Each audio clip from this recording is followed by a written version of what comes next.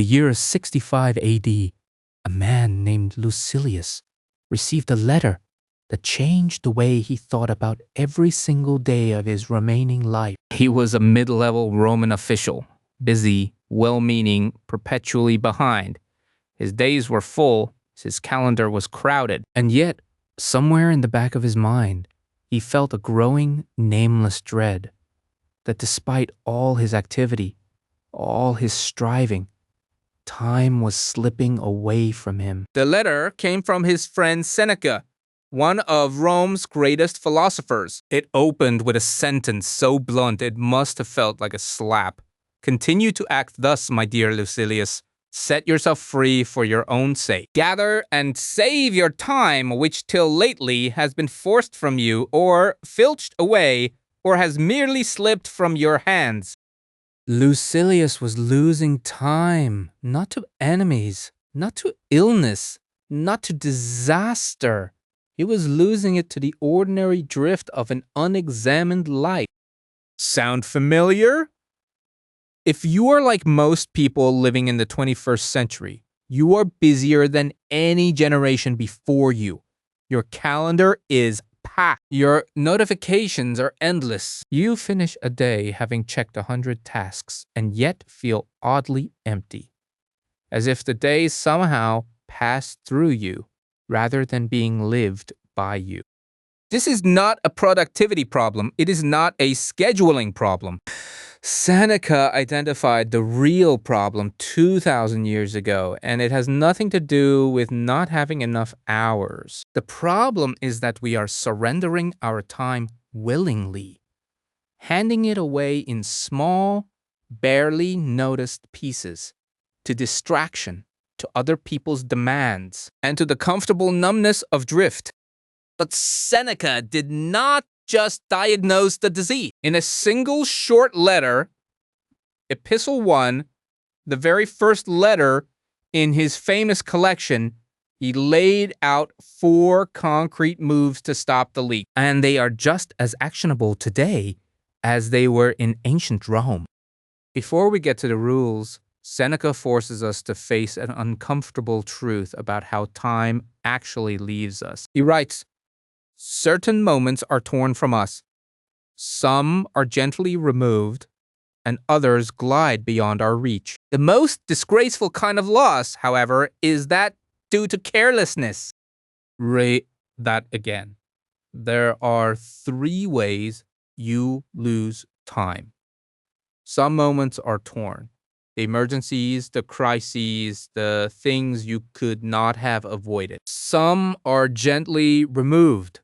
The meetings you were pressured into, the social obligations you felt you couldn't refuse. But the third category is the one that should stop you cold. The time that simply glides beyond your reach. The hours that evaporated while you were doing nothing in particular. The afternoon you can't quite account for. The weekend that disappeared into a screen. Seneca calls this the most disgraceful kind of loss, not because it happens to bad people, but because it happens to careless ones. And carelessness, Seneca says, is a choice, which means reclaiming your time is also a choice. Here is the first of his 4 rules. Rule 1. Seize the day before the day seizes you. The opening command of Epistle 1 is urgent, almost breathless. Seneca writes, continue to act thus, my dear Lucilius. Set yourself free for your own sake, gather and save your time.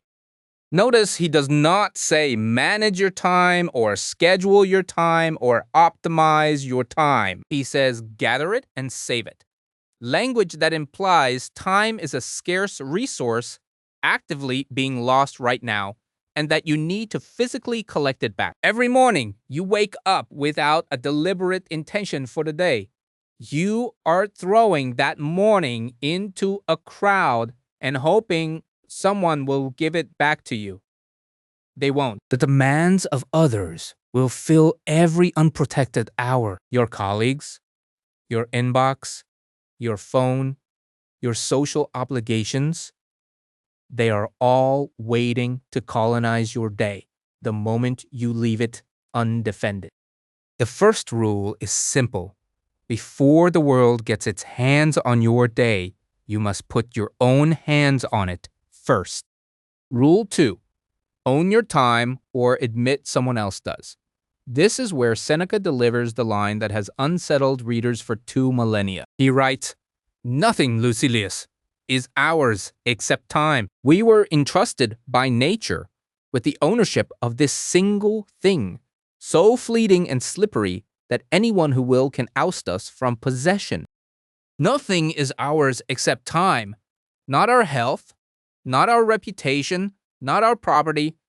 All of those things can be taken, but time is the one resource that is irreversibly, personally yours." And yet, Seneca's devastating observation is that it is also the easiest thing to let someone else take. You would not hand a stranger your wallet. You would not let your boss sleep in your house, but you will let people steal hours from your life without a second thought, because time theft is invisible. It doesn't feel like theft. It feels like being helpful, being responsive, being a team player. The second rule is a confrontation. Look honestly at your last week. How much of your time did you actually choose to spend? How much was chosen for you? Rule 3. Stop postponing. This is perhaps the most devastating line in the entire letter. Seneca writes, "While we are postponing, life speeds by." 5 words in Latin. Dum divatur vita transcurrit. They carry the full weight of every unwritten book, every unstarted conversation, every dream deferred until conditions are better. We do not lose time all at once. We lose it in the act of saying tomorrow. We lose it in the gap between intention and action. We convince ourselves that the right moment will come, when the project is finished, when the kids are older, when things calm down. And Seneca says, with the bluntness of a man who was eventually forced to take his own life on the orders of Nero, "There is no later, there is only now, and now is already moving." Postponement is the thief we invite in ourselves. It is the carelessness Seneca warned about, dressed up in the language of patience and preparation. The third rule is therefore not inspirational but diagnostic. Wherever you're postponing, you're bleeding time. The fourth rule is perhaps the hardest, because it asks you to do something our culture never asks of us. Account for how you actually spend your hours. Rule 4. Take inventory. Seneca writes to Lucilius not just to warn him, but to assign him a task. He says, "Gather and save your time.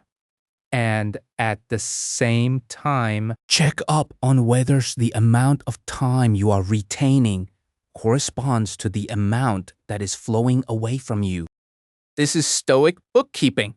Seneca is telling Lucilius and us to actually track where the time goes, not as a guilt exercise, but as a diagnostic tool. Most people have no honest idea how they spend their days. They feel busy, they feel tired, but if you asked them to reconstruct Tuesday in detail, they would struggle. An hour here to email, 40 minutes there to a meeting that could have been a sentence, 2 hours that dissolved somewhere between lunch and 3 o'clock. The practice Seneca recommends is simple. At the end of the day, review it. Not to punish yourself, but to see, what hours did I spend on things I chose? What hours were given away? What drifted? This single habit, practiced consistently, creates the kind of time awareness that Seneca had in mind when he wrote this letter. So we have 4 rules from a single Stoic letter written 2,000 years ago. Seize the day before it seizes you. Own your time or admit someone else does. Stop postponing and take daily inventory. The question is, what do you do with them? The answer is not to overhaul your entire life overnight. Seneca was not writing to ascetics fleeing civilization. He was writing to a working man embedded in the world with obligations and relationships and pressures. The application is small and daily. Tomorrow morning, before you open your phone, before you check what the world wants from you, take 5 minutes to decide, what do I want today to actually contain? Not what you want to have accomplished by Friday. Not your 5-year vision. Just today. What specific things, if they happened, would make you feel that this day was genuinely yours? Write them down. Then, at the end of the day, spend 3 minutes reviewing. What hours were mine? What drifted? What did I hand away? These are not productivity hacks. They are the beginning of an examined life, which is the only kind of life, the Stoics argued, worth calling a life at all. If you practice these 4 rules for a single week, something will happen that surprises most people. You will not feel like you have more time. You will feel like the time you have is more yours. The days will not get longer, but they will stop feeling like something that happened to you and start feeling like something you chose. Seneca closes Epistle 1 with a quiet urgency. He is not writing as a distant philosopher issuing commands from a mountaintop. He's writing as a man who has watched his own years go by faster than expected. To a friend he genuinely cares about. Do this, he says, and let me know. There is a warmth in it and a seriousness. He wants Lucilius to actually do it. Not think about it, not save it for later now. That is the final lesson of the letter, and perhaps the only one that matters in the end. The best time to gather and save your time was yesterday. The second best time is today. If this video helped you see your time differently, subscribe to this channel. We publish one Stoic lesson every week, drawn from the original texts, applied to real life. In our next video, we look at another side of Seneca's philosophy, his 3-step system for eliminating anger, not just managing it, because Seneca argued that a moderate anger is not a moderate problem. It is a moderate evil. Stay with us for that one. And until then, take Seneca's advice. Gather your time. It is the only thing that is truly yours.